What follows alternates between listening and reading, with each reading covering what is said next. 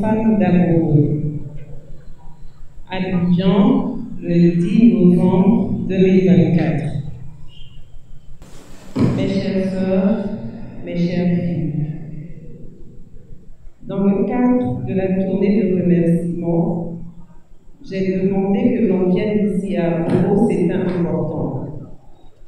Il était important pour moi de vous parler vrai, de vous parler juste, de vous parler avec mon cœur. Je vous le devais, je vous le dois. Je vous le dois car je sais que votre douleur va bien au-delà des mots de reconnaissance. Il me fallait aussi parler de la souffrance, de ces blessures profondes qui marquent encore cette commune, votre commune qui a tant enduré. C'est vrai, toute la Côte d'Ivoire a souffert de la guerre, mais ce n'est pas toutes les communes qui ont dû survivre au commando invisible. Mes pensées émues vont notamment vers les victimes du village d'Alongoa-Kouté. Je suis consciente des épreuves que vous avez traversées. J'ai conscience de la souffrance et des traumatismes qui marquent encore vos cœurs et les nôtres. Vous avez perdu des proches. Des vies innocentes ont été emportées. Et vous avez dû endurer les horreurs de cette guerre qui a laissé des cicatrices profondes à vous. Vous avez affronté des épreuves que nul ne devrait porter. Mais malgré tout, vous êtes là, avec une force qui dépasse l'entendement. Vous êtes ici, debout, avec une dignité qui force le respect. Votre courage mérite d'être honoré. Votre résilience me touche et m'inspire. À vous, femmes d'amour, qui avez perdu tant de choses, je veux dire que votre souffrance n'a pas été oubliée et que votre douleur doit être reconnue. Il est crucial de parler de ces souffrances, de ne pas les laisser se cacher derrière des sourires ou des regards discrets. Je sais que derrière chaque sourire, derrière chaque regard, il y a des histoires de souffrance, des vies brisées, des nuits d'insomnie et des souvenirs qui hantent. Ce n'est pas dans le silence que nous guérirons, mais dans la parole. Quand je prendrai la tête de notre pays, si évidemment Dieu me le permet, je m'engage à mettre en place un dialogue national pour réparer et réconcilier dans la vérité et la justice. Il ne s'agira pas de jeter en prison nos adversaires. Il ne s'agira pas de se venger. Il ne s'agira pas d'instrumentaliser la justice pour museler l'opposition et instaurer un climat de terreur. Non, il ne s'agira pas de ça, plus jamais ça.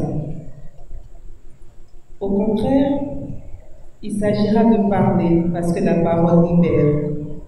C'est dans la lumière de la vérité, dans le respect des droits de chacun et dans l'écoute des souffrances de ceux qui ont été victimes des injustices que nous réussirons à restaurer la confiance et à guérir les plaies profondes de nos sociétés.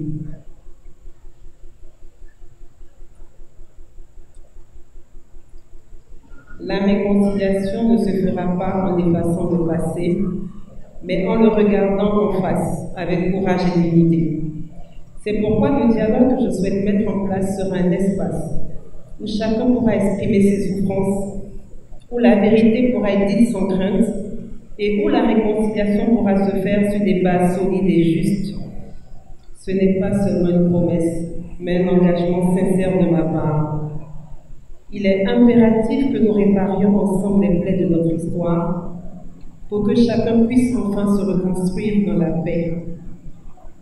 Aujourd'hui, je veux que vous sachiez que cette quête de vérité est essentielle pour moi.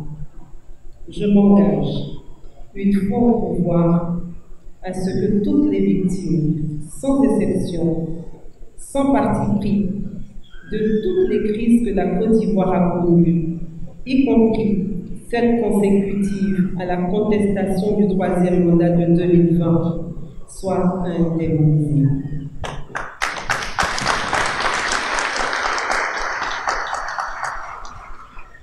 À vous, famille ivoirienne, je demande de continuer à porter cet espoir, de croire en la réconciliation.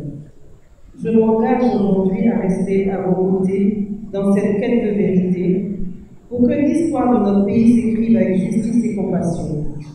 Car seule la paix peut bâtir le pays dont nous rêvons, un pays où chacun peut marcher sans crainte et où chaque vie est respectée. Recevez ce message avec tout le respect que mérite votre souffrance.